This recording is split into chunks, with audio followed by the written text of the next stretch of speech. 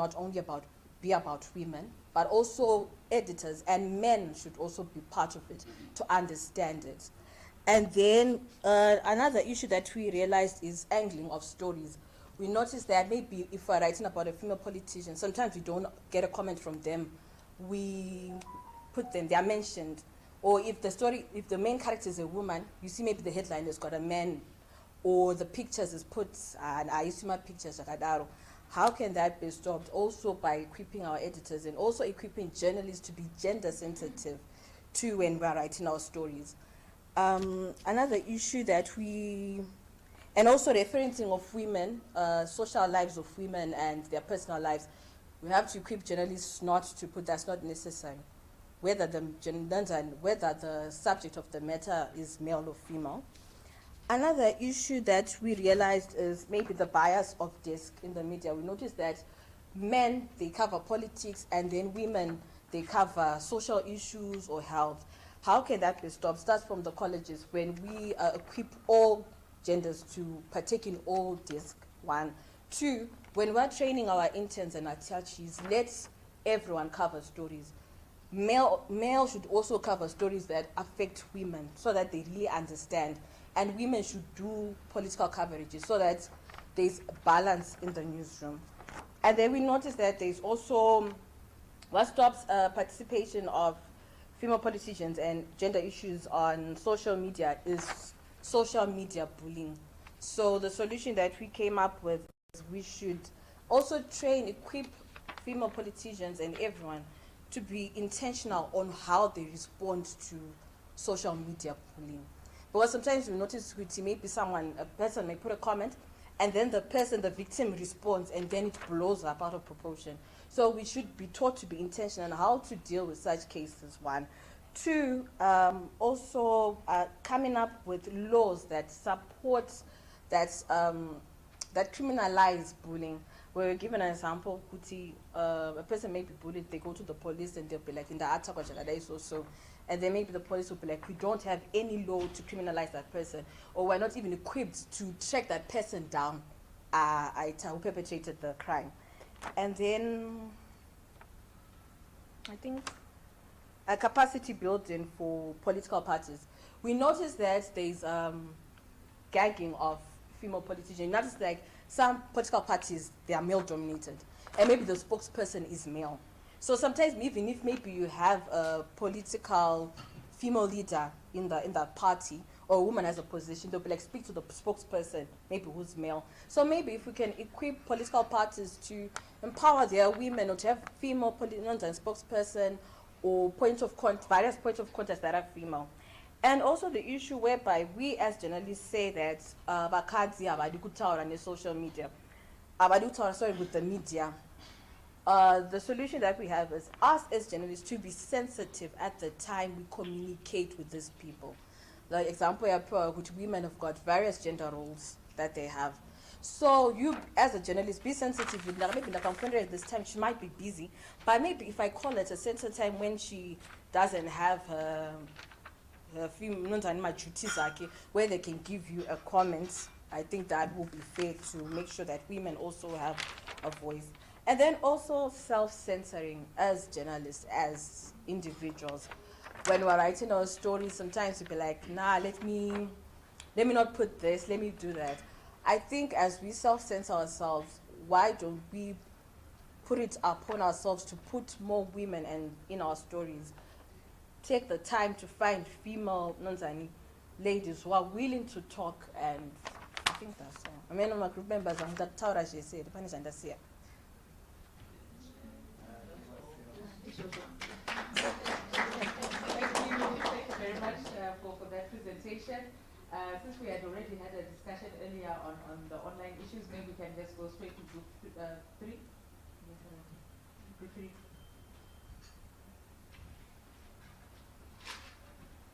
Violence against women in politics.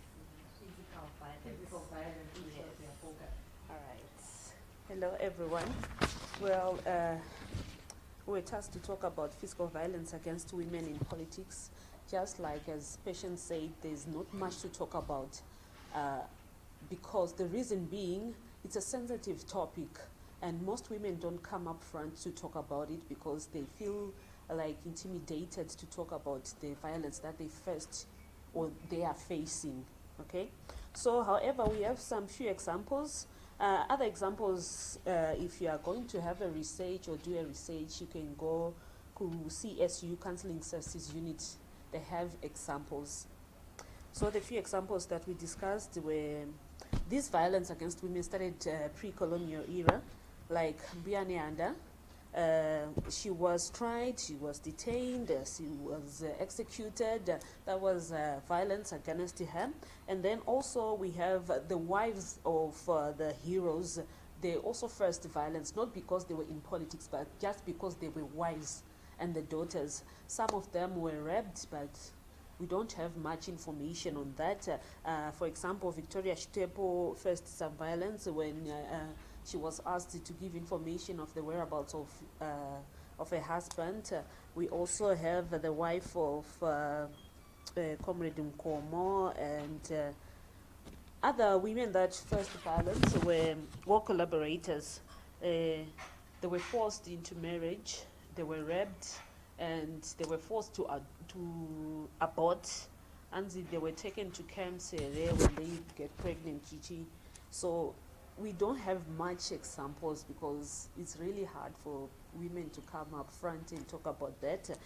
During the land reform, we have many women. At once, Comrade Opam Chimburi wanted to write a book about the violence that she faced, but something happened along the writing. I don't know, someone stopped her, Saka, she could not write. And then we have when the formation of new parties, political parties during the by form of new parties like the MDC, wife of Munengami was raped in 2008. Those are the few women who came out and speak about it. But some we don't have any evidence, any evidence. We also have Mai Chiroto, who was wife to Deputy Mayor of Harare, just because they were spouses of politicians, they were raped. So we find that spouses, even their daughters, it is said that it was a technique that was used during war, that in order to harm the politicians, they would rape their spouses or their daughters. It was a technique that was used. And then we have Joanna Mamombe, who was also attacked, and Honorable Tofa was attacked in Blawayo. We have also Tokozani Kupe was also attacked. So we find that many women, they faced these kind of violence, physical violence, but they could not speak up for fear of intimidation. Up to now, we still have some women who are facing violence, especially in the sexual violence, like they are being raped. For them to come up, it's very difficult. I think that's all we talked about. My group members, but group 3, if there's anything you want to add on.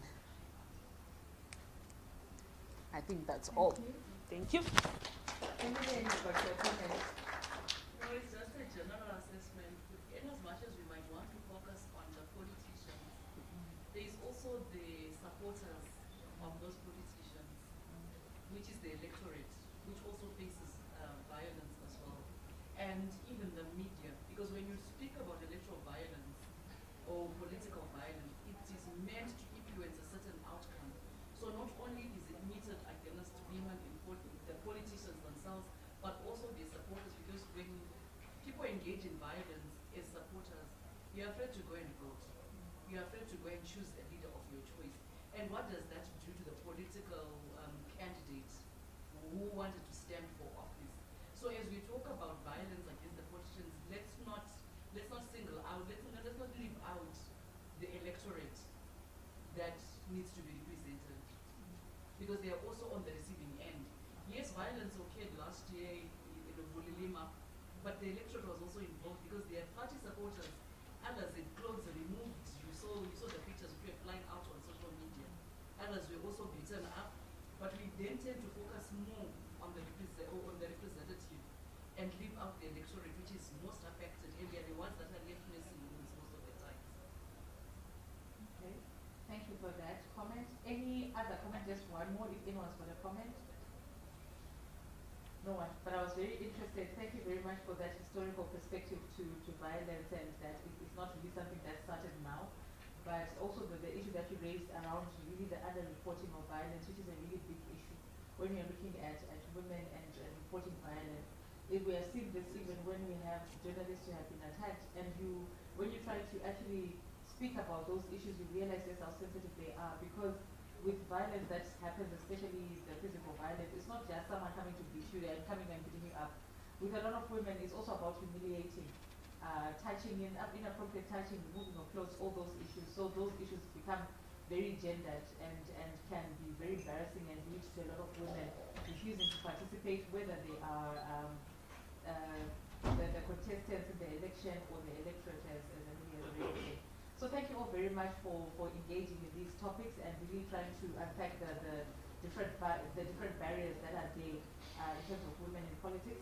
So just to close off the discussion, I just wanted to invite Lynette from LEAD. She's the spokesperson for LEAD to come through and just give us a 10-minute take on her party and some of the measures that they have in place to encourage female participation in the party. Hi everyone. Hi. How are you, Murise? The guy took Murise Semachembe. This is how we greet as we lead women in Zimbabwean women. How am I looking? How is my dressing? What do you think? Anyone to just give me a bit of pointers about what they think about seeing me just dressed like this? What do you think, Byron? I think you take snap. I do. I do take snuff. And what does snuff represent to you? What does it mean? African, you are engrossed in traditions. African woman, isn't it? Yes. A pure, proud, original Somebody's African woman, huh? Okay, so at LEAD, we are very clear about the role of women in our African society. We are goddesses. We have been given the role, whether you're coming from the Christian perspective, the Muslim, the original, which is the African perspective, of the role of the woman in this world is that of the goddess, that who brings forth life. So our gender policy is our life policy. Women must lead. Women have got power. Men have got authority. Because you might want to say, so what about men? Men have got authority. Women have got power, which they were born with. So we lead by example. That is why our president is female.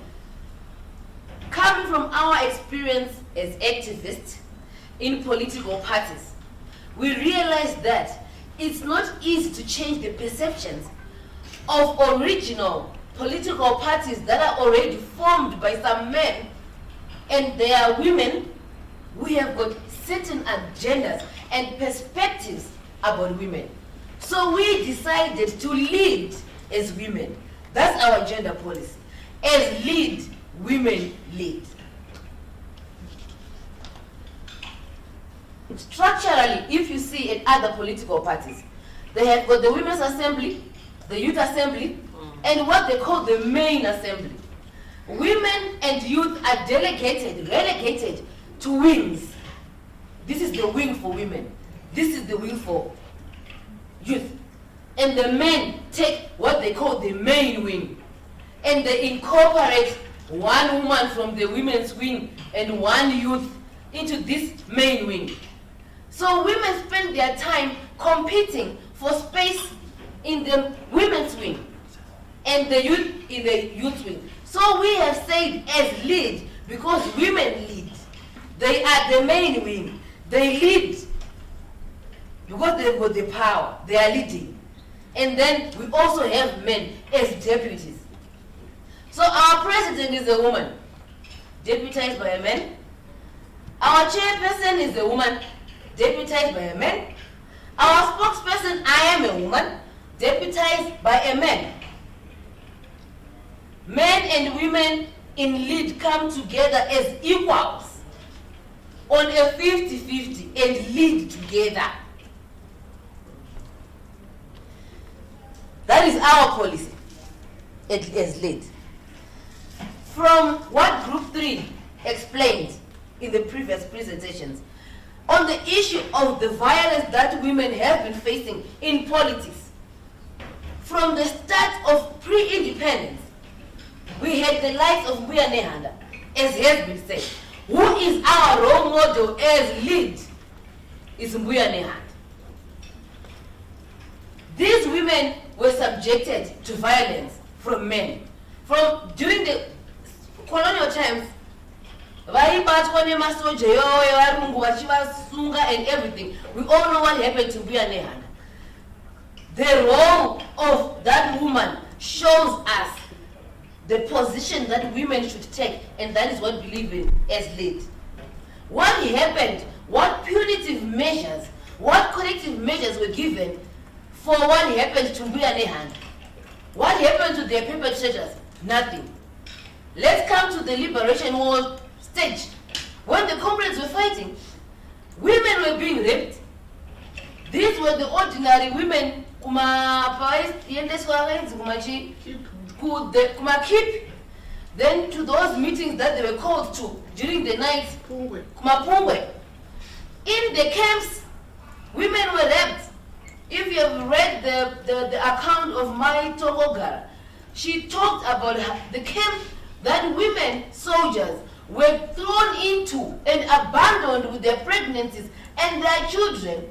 Varara Nema comrades, Eduma freedom fighters, the male fighters. Was there any justice that was given to say there is a repercussion of violating women? There was nothing. Come to the time when opposition started coming into Zimbabwe. From the time of Teke, Dabaningi story, women were raped. We know of the opposition, women were raped in 2008. Has anybody ever been brought to book for those rape cases? Even if the perpetrators were known, nothing. So as lead, one of our issues that our gender policy attempts to deal with is to establish and make sure we have got laws that deal with politically motivated violence against women, physical, emotional, and the other one is what? Physical and sexual abuse. We need laws, mechanisms that will bring perpetrators to book. As long as there is that gap that anyone can just do anything and get away with it, we will continue having violence against women. So we need legal changes. We have got a legal framework that we are dealing with. Because we are visionaries. Remember, Mbuya Nehanda said, Mafupa angu achamuka. She had a vision. She knew that the struggle is a continuous process. It did not start with her. It was not ending with her. It was continuous, generation to generation, until we attain whatever freedom that our minds are thinking of attaining. Because today, we are thinking of freedom of saying, I want the freedom to wear trousers.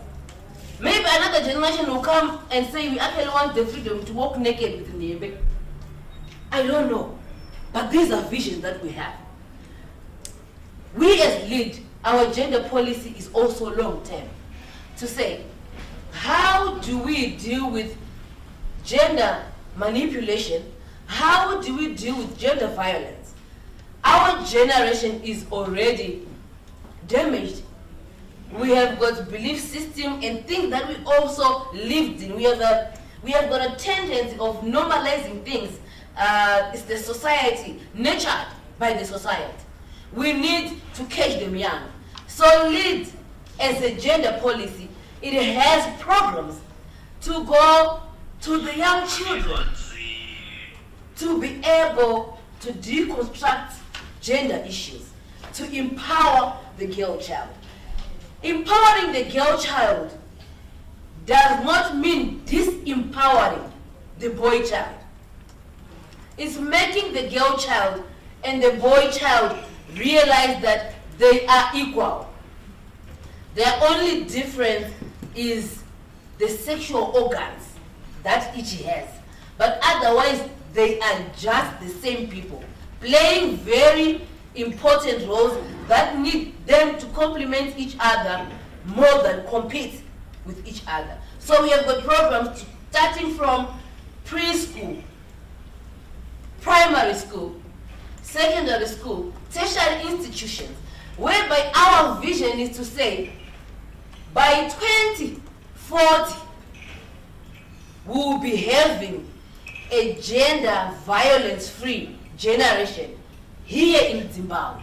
It doesn't matter if President Masaila will still be alive. It doesn't matter if I will still be alive. But LEAD is going to ensure that by 2040, all these things that we are complaining about and talking about will be things of the past. So this is our vision. And this is our gender policy. As I said, we lead by example.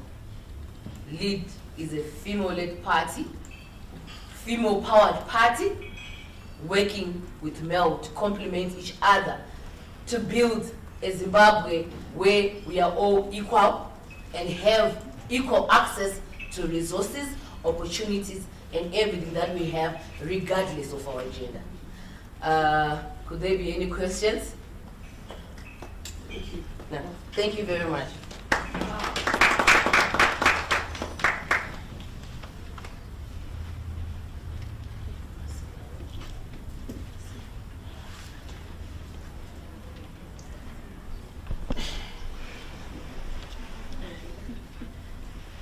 Did you get a very big round?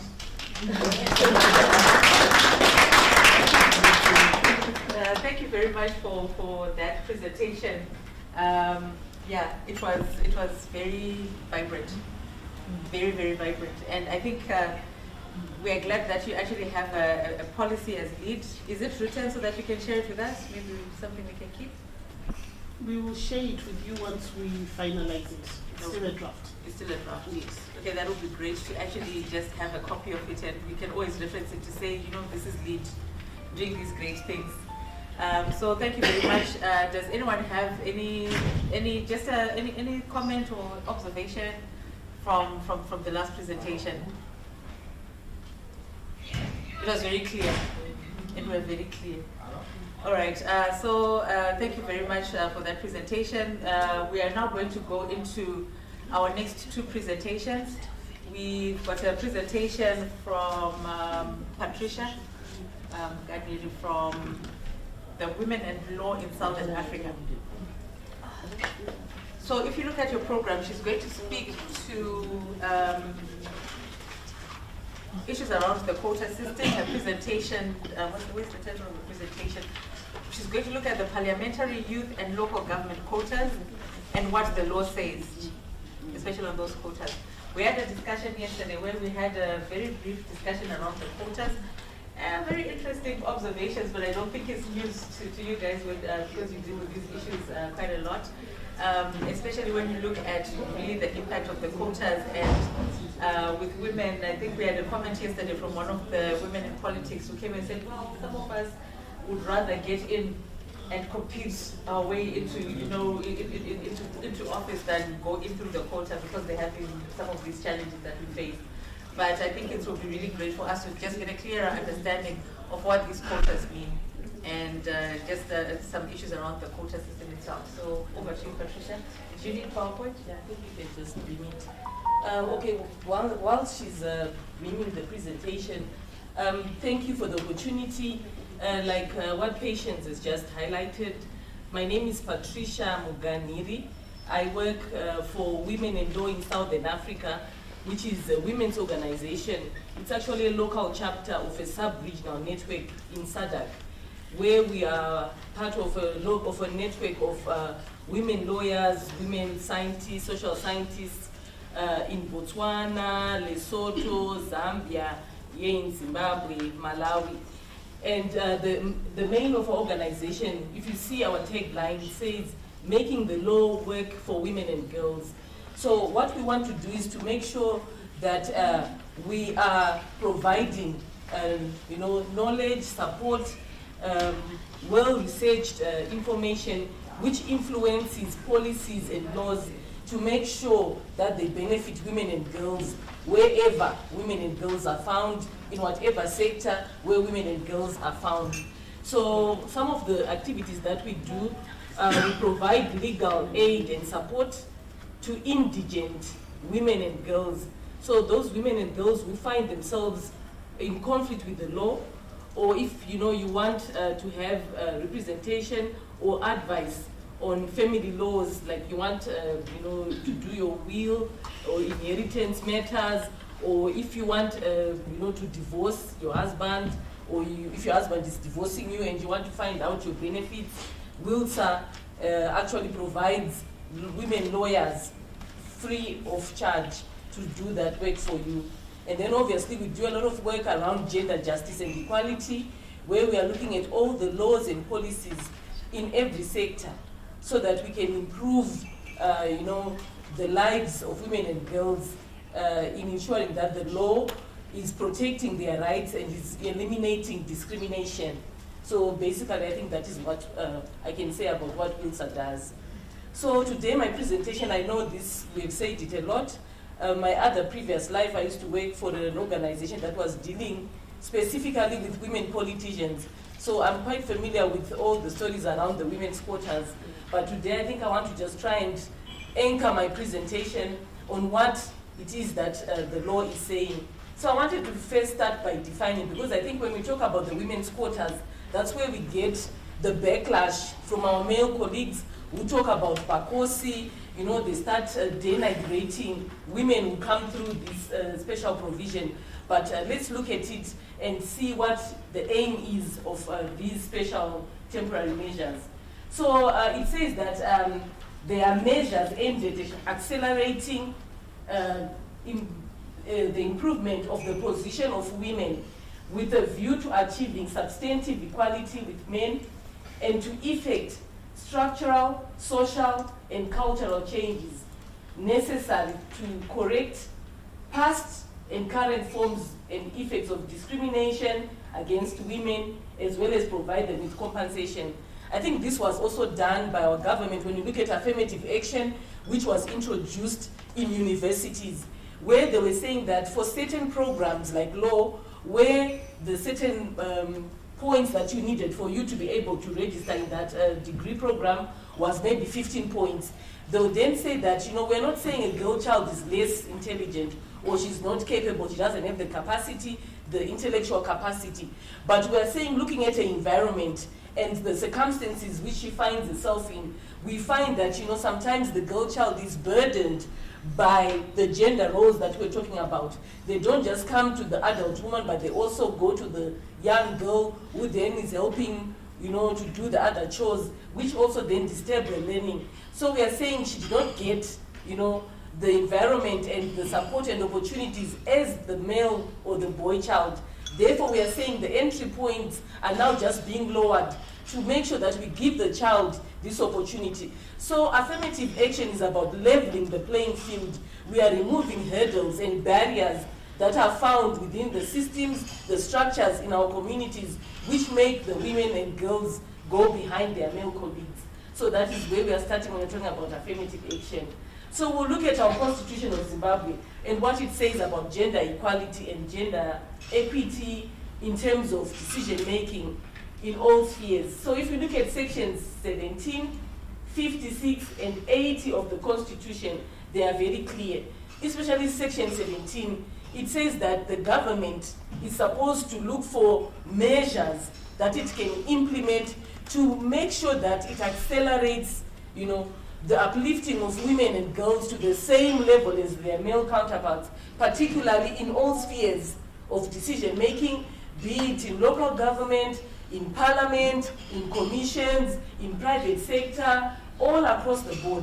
So that is section 17. Section 56 talks about equality and non-discrimination, where we are saying we are all equal before the law, we are equal, we all need access to resources, everything, property. So you can go deeper and look at section 56. And Section 8 also talks about the equality of women and men. So the Constitution really goes into depth when it looks at trying to create that legal framework which gives the backing to the gender equality agenda. And now we want to look at the quota systems. It is the Constitution in 2013 which created or which gave the provisions for the women's quota. I think what was happening is that as we were working in building the 2013 Constitution, women were very clear that they wanted 50-50.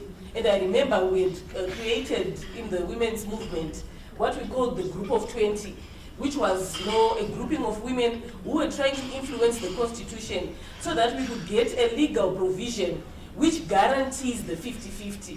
But in that negotiation, we saw that what then came out was the quota, because we were saying the quota, it's like a first step, because we were going towards 50-50, right? And we are saying to attain 50-50, it is quite very difficult. I'm not going to talk about electoral systems, but I think for anchoring this presentation, if you notice how we elect our members of parliament, we use first past the post system.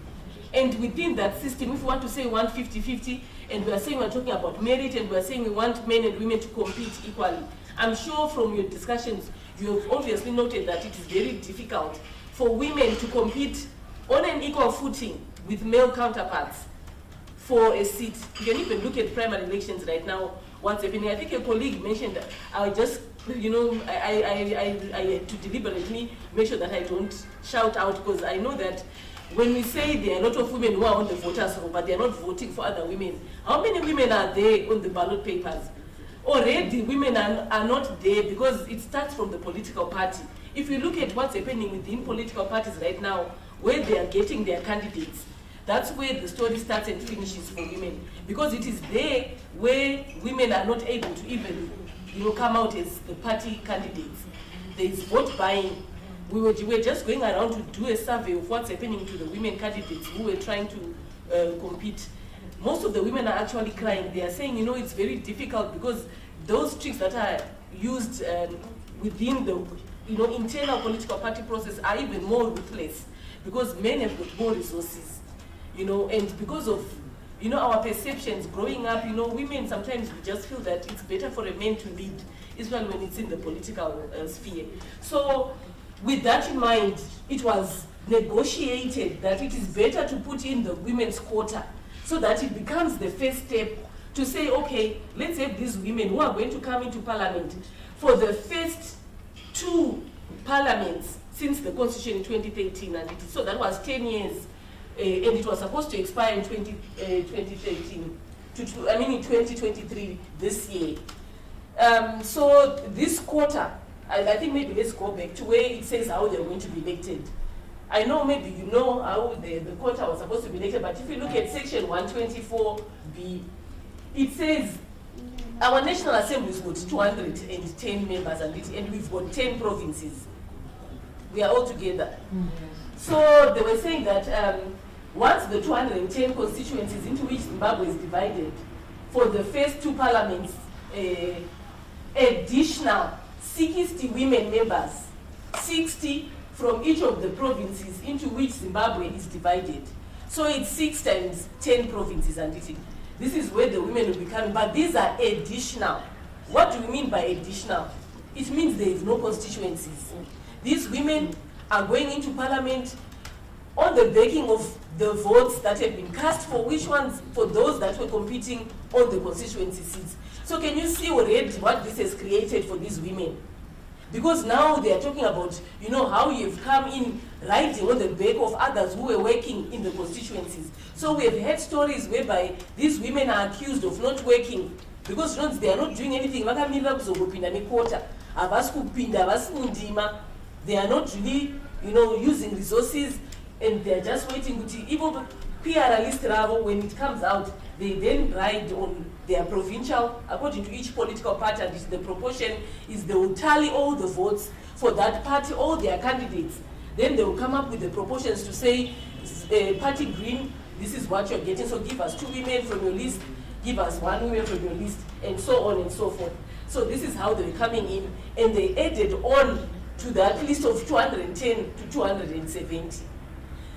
So I'm sure I can talk about this. I saw that there's something, I think Stabile will come from up and talk about the implication of this, because already this person is coming in as an additional without a constituency. So maybe I will stop there for now.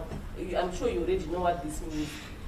So what happened then is that as women, we continued to fight for space to say, you know, being on the quota is good, because we are saying we want these women, because they don't have the same privileges, same resources, same networks as their male counterparts who have always dominated parliament.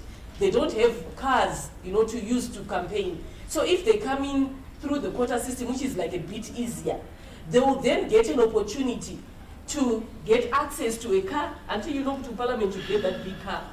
You get access to some resources.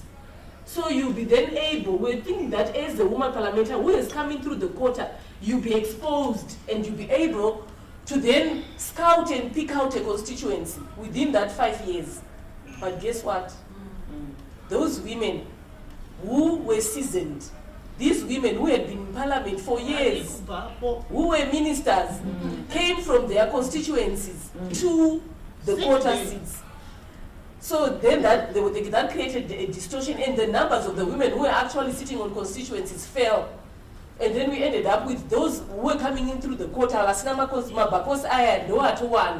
So the number of parliamentary who are more in parliament now is because of the quota. But we don't have women who have got constituencies. This is where we are. So what then happened is when the Constitutional Amendment Bill number 2 was happening, there was now that debate to say, look, now this is the end of 2023, so the quota system is coming to an end, but women are not yet ready. The women are still far. The women are still far behind. There are only a few women in parliament who will be able to compete with men. And for us as women in the women's movement and some strong women in political parties, we were saying no to the extension of the quota. But there was a group of women, even some seasoned women, and some women who are even in parliament, because they are the ones who've got the platform to then argue or debate in parliament. They were saying that it is okay to extend the women's quota. So at the same time, once the Constitutional Amendment Bill then was passed and this provision came in to say they are extending the women's quota, at the same time, the women in local government were also crying and saying, you know what, parliament is the one which has been privileged. We are always left behind. We don't have a quota for local government. And we're also now thinking about what does that mean to say we want a quota for local government. So the quota for the Women's Assembly is staying and it has been extended. So we are now saying for the next 2 more years, we are going to be having women, additional women with no constituencies, being members of parliament. So that's one batch of the quota system that's coming back. Then we are now going to have the local government level. So let's go to local government, because I've already spoken about this one. This one is for the, let's go to this one. Women local. So now this is where we are now, where we are saying every local authority, and it's got its own members of the council. So if you come and you say Harare Metropolitan, you know the council Harare. Maybe it's got, let's say, 30 members, the council, Vanema wards. These are the members of the council. So we are saying additional 30%, because they've been given a 30% quota. And this is where we're also grappling, because it's not very clear also, because they are now saying there's going to be 30% women who are going to be added onto the existing local authority membership. So if we go to Mashingo Road City Council, in a 31 members. So it's 30% of 31. We're not going to need What is that? What's that number? 30% of what? There are 31 members of the local authority. So 30% of that. It's a third of 30. That's 10. Yes. So there are going to be 10 additional women. Kunema local authorities, the Sanema 31. These 10 women are not going to have wards. They are going to be additional, added. So you can imagine, set up local authorities. I'm not sure if we are all conversant with how councils operate. What will be their role, these 10 additional women in that council? Because we hear that they will be having voting powers and things like that, but you know, councillor, basara councillor. you are there to provide service, the service delivery, making sure that there are clinics, roads are functioning, representing your ward, etc., etc. So these ones, unfortunately, because it says an act of parliament may provide for the election by a system of proportional representation of at least 30% of the total members of the local council elected on ward basis as women. So if you go deeper and you look at that, the bill provides for the election of these women councillors to constitute an additional 30%. All local authorities, from largest to smallest, will have these extra women councillors. This will mean that there will be a large number of women councillors who do not represent any particular ward and a considerable extra expense to the council, but they will be paid everything, but they will not be having any wards. So this is the scenario in which we find ourselves in. And for your own information, we used to count the number of councillors when I was working at the other place where I was working before I joined Wilson. And in 2018, there were, out of the 1,958 wards in Zimbabwe, there were about 269 women councillors only in the whole of Zimbabwe who were competing with men. The local authority, there was no quota, it was all of us on 50-50. Let's go and contest. But now, because of the quota system, and look at the implication, remember this is also at the national level, and we've seen what the quota system does. Because at the local political party level, the men are already jostling for all the ward seats and saying, but why are you worried? You've got your 30%. So guess what? We are just going to end up with women in local authorities who are going to be from the quota. They will not have any wards. And these are the women councillors that we'll be having in 2023. So I'll leave that for you to ponder further into. So I think for us, when we're talking about this special measure, they're supposed to be temporary. And I think that is where the presentation is now anchoring, to say it was meant to be like a springboard, to say, because we have noted that women are not at the same level in terms of access to resources, their capacity to campaign and to win on an equal footing with their male counterparts. But it has been extended and it has gone to the local authority. And then the youth quota, sorry, let's go back to the youth. I didn't talk about the youth. So with the youth quota, it is the same thing, but for the youth quota, it's just there are going to be 10 in the whole of Zimbabwe. So each province will have one. So there's also going to be a little bit of confusion as to how they're going to do it. Because obviously we want to see that these 10 are going to be, there's going to be gender equality in terms of the male and the female. So in the next general election, 10 youth members, and Kanachiti youth, we are talking about persons between 21 and 35, who will be elected to National Assembly. One for each of the Zimbabwe's province. I was thinking if you are 35 and you come into a quota, by the time you end your stint, you'll be 40. But anyway, no, that was just me thinking. But anyway, so the limit is 21 to 35. With the youth quota. And the political parties are the ones that are also choosing. But with all these quota systems, there is no framework or criteria that is being used by political parties, which is like stated. Each political party selects according to its own internal rules, procedures. And this is where the problem comes in, because with the women's quota, which we have experienced, we've seen that when it comes to the quotas, it is not very clear how the women end up on the quota, because some women, we have been told that they are there at the privilege or at the privilege of the leader of the party. So it's your proximity to the party. Sometimes women have cried that some women have been helicoptered who are not even, part of those women in the party structures. But because they are mistresses of some of the leaders of the political parties, they then find themselves on the party list. Because those lists, we hear that there's a lot of jostling.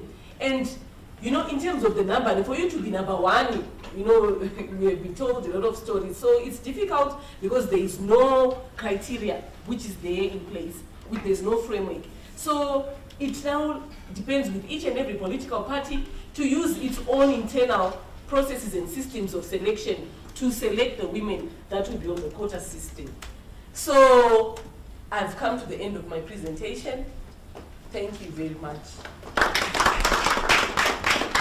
Thank you very much, Patricia. Very, yeah, interesting.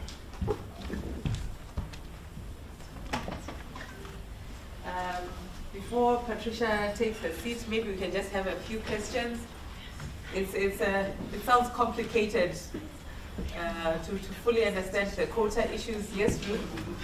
Thank you very much. From your presentation, I wanted to contain that she's worried that it's a game of numbers, not about fully representation in terms of ensuring that women are being represented in either the constituencies or maybe the world.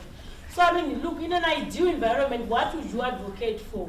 Looking at other best practices in other countries where women have been, their numbers have been increased, but they continue to be effective to people that they're supposed to be serving.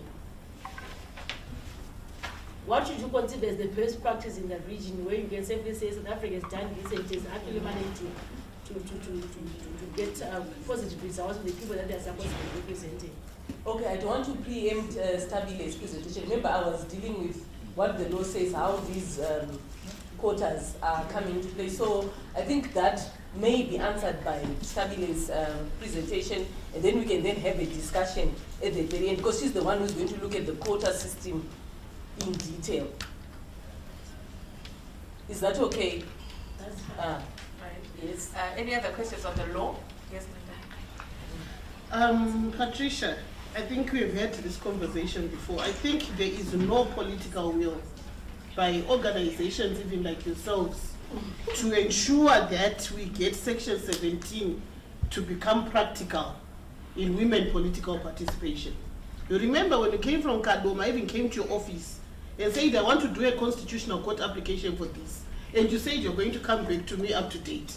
So we are going to be continuing having this conversation because those with the legal expertise are not yet ready to help those who want to be helped to make this a reality. So I don't know whether it's organizations saying Trobogona kufamba nechikota system tichiwana funding kusvika to a certain stage. I think organizations have let down women political participation in Zimbabwe because you are the experts and we rely on you for us to be able to get to where we want to get. But for some reason, there's this love for this quota and trying to say this is where we are. This is like, I'll quote what you said. This is what is good for women.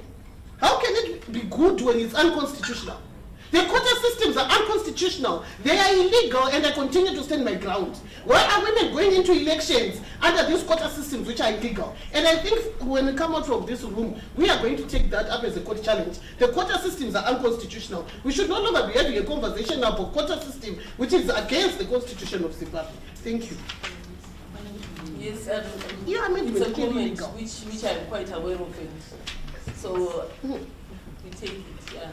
Because the question is clear. Remember when we started, when we were looking at the legal framework, it says 50-50 in all decision-making positions. Section 17 is very clear.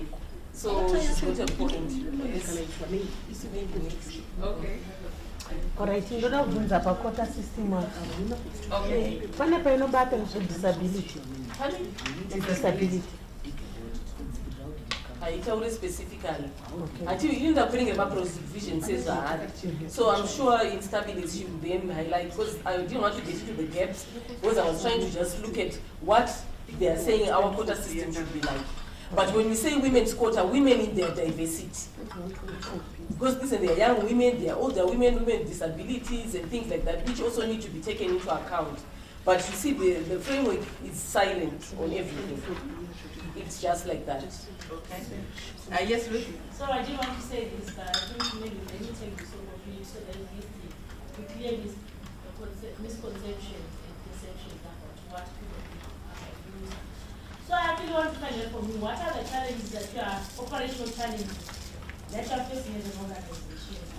I in my own capacity, maybe the around the newspaper, we have over the years referred people to your organization to get assistance in divorce cases, trust cases, We have also written to you on Facebook, WhatsApp, looking at how best we have assisted. We're trying to get as much material as possible in edifying our articles, but we never received a response.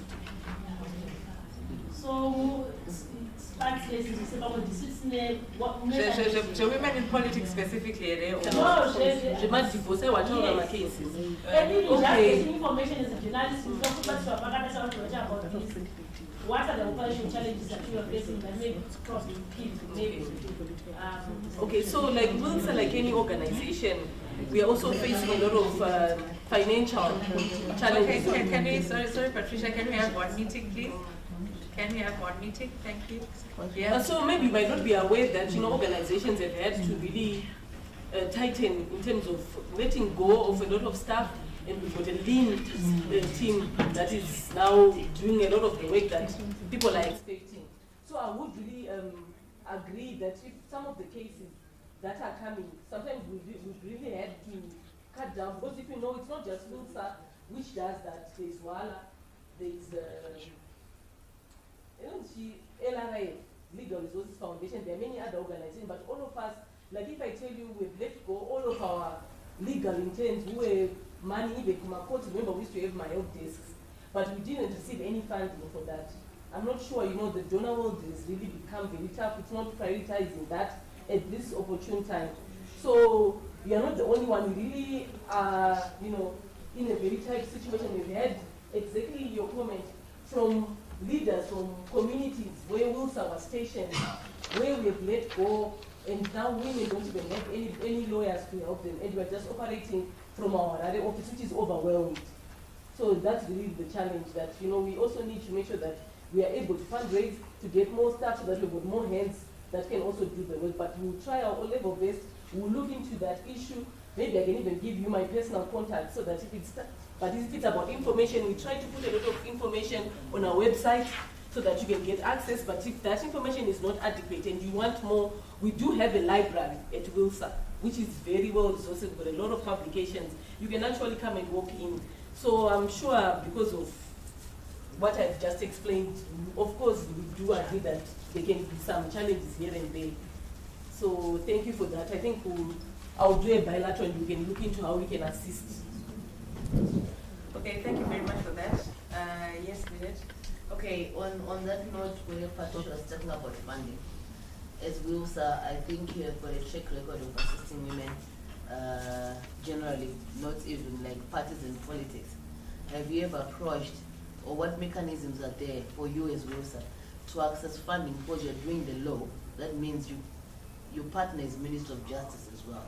And then also Minister of Women's Affairs and Minister of Health, was this the one who deals with Children Affairs. You also deal with children's issues. So how have you ever engaged government in terms of funding WILSA to be in existence? Because if you look at the donor fatigue, so it means maybe next year WILSA will just close. And imagine how many women will be affected by the closure of such an important organization as WILSA. Thank you for that. I wish I was taking a small video clip which you could actually also use for fundraising, acknowledging that the importance and how we need organizations like WILSA. So with the Ministry of Women Affairs, we do have a memorandum of understanding. We're actually a strategic partner, and we try as much as possible to work with the ministry. And the ministry has sometimes been able, to provide a platform for us within its programs, and we've been able to work together. But I'm also sure that the ministry also does not really have a lot of resources that it can actually fund. But we do work very closely with the Ministry of Women Affairs and with the Minister of Justice. It's not really like a very close relationship, but we do engage with them in terms of making sure that we engage in terms of laws and policies that we want to engender. But with the Ministry of Health, we have just started, to make inroads with working with them, because WILSA doesn't really work with children. We work with children, women and girls, as side on from our mandate. But there are organizations like Justice for Children Trust, which we partner with, and we actually refer the child cases to them. We don't actually handle them ourselves as WILSA. But like you're saying, we are continuously trying to strengthen our working relationships with government institutions and organizations, so that at least we kind of are able to continue the work that we are doing. But really it has been a very big struggle in terms of legal aid. We have been knocking on all doors, but at the moment, even if you go to Zwala, even if you go to any other organization which is doing that work, there's been very little funding this season for that kind of work. So we just continue praying, and we hope that people like yourselves, when you also interface with other institutions and donors, you can also plead on our case and talk about the good work that we are doing, so that that can also trigger funding in our direction. Okay, thank you very much, Patricia, for that. Maybe another round of applause for Patricia. Thank you.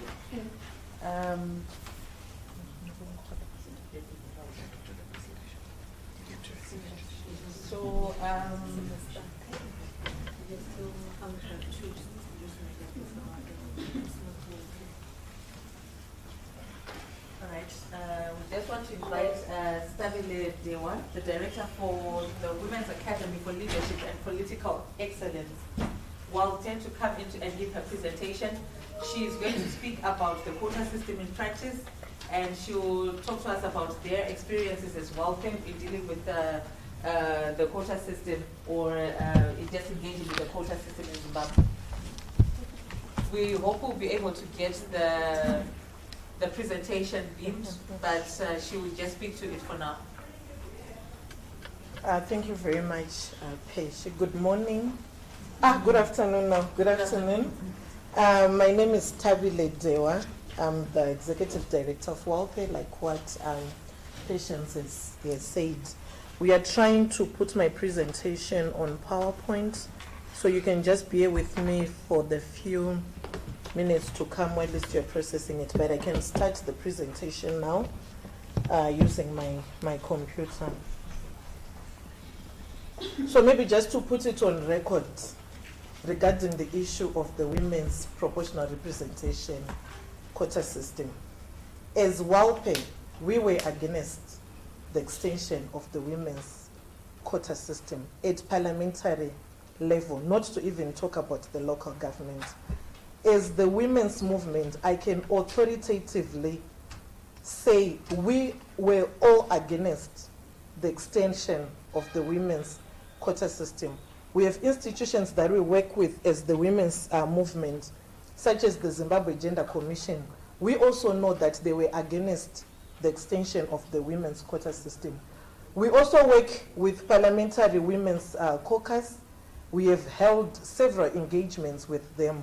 They were also against the extension of the women's quota system for the reasons that I'm going to state in my presentation.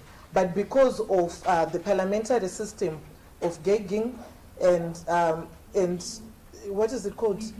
The whipping system, they had to conform. So maybe the background is, where did it start the call for the extension of the women's quota system? If you check, is it 2019, the first person who came out speaking about the extension of the quota system was the then Vice President, Honorable Mohadi. Where was it coming from? Was there any consultation that was done with the women? Was it decentralized? Nothing of that sort was done. And what does it mean to where we are right now?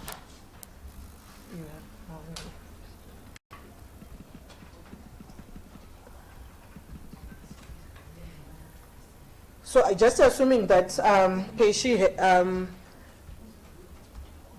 so just to assume that Patricia has already touched on the legal framework, that the extension, the actual quota system, the provision comes from section 124B of the Constitution. The extension of the women's quota system, the youth quota and the local government quota is also coming from the same. They just went and amended section 124B of the current constitution, which is the constitutional amendment number 2. So that's where we are coming from. And also just to state that in the same constitution, section 1756 and 80 contradicts section 124B.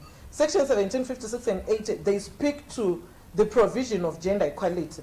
So it was deliberate, because if you check those who drafted the constitution and the negotiations thereof, even at political party level, 80% of them were being spearheaded by men. So what does it mean? So it was deliberate that we kind of like give them the constitutional provisions that guarantee for gender equality, then put contradictory laws within the same constitution so that they cherry pick what they would want to implement at any given time. President Linda has indicated that she wants to take the government to court. All those efforts, we have tried it. I actually have a case that is before the court where we are challenging the full implementation of Section 1756 and 80. We even tried on the quota system. The problem is, as long as there is no political will from political parties, we will continue to go in circle. And let's also bear in mind that the responsibility to achieve equality is not the sole responsibility of women's organizations or even civil society broadly. What we are doing is just to aid, assist here and there, but the primary responsibility stands with political parties. As long as political parties do not want women in, all this that we are doing is futile. So most of our efforts have to target the political parties themselves, because they are the ones who have the powers to get into parliament and amend the laws. Right now, those who have been monitoring the current candidate selection process, you know of what has been happening in terms of creating a conducive space for women to freely operate. So the nature of the current quota system, we had 60 seats on top of the 210, which led us to 270 MPs, and this has been extended with 2 more terms, which is 10 years.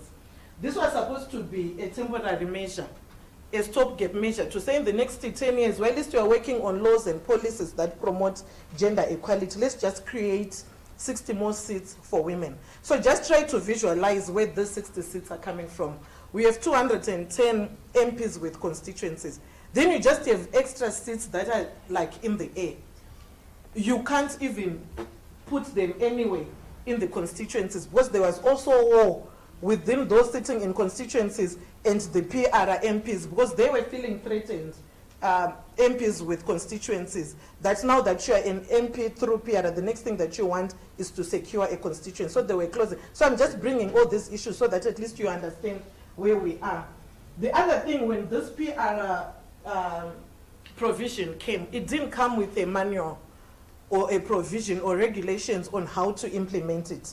So imagine you are a political party, you just find yourself with 60 extra seats for women, which you don't even know what to do with them. So if you check, there were contradictions. 2013, 2018, ZANU-PF, they had their internal election process to select the PR MPs, where they would say, no, go for elections, women choose whoever you want to be. But if you check political parties like MDC, then they would just leave that to the national leadership for them to choose who gets what, who gets in, and where does it place women. There was also no monitoring and evaluation procedure to see where, has it worked, has it not. So if you check, the call for the extension of the quota system was not backed by evidence. It's just someone who waked up and said, no, we are going to extend it because these women are going to give us problems in constituencies and in wards. So I know of, I'll speak to what we have done. We did sort of like a monitoring of the women parliamentary quota system. We did the research on the efficacy of the women's quota system together with Substi and Parliament, just to find out, has it worked, has it not.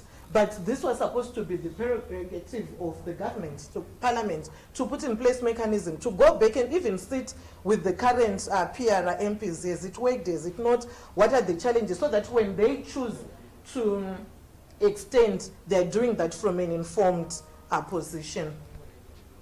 So I want to look briefly at what worked with the quota system. Obviously, we had more women in Parliament.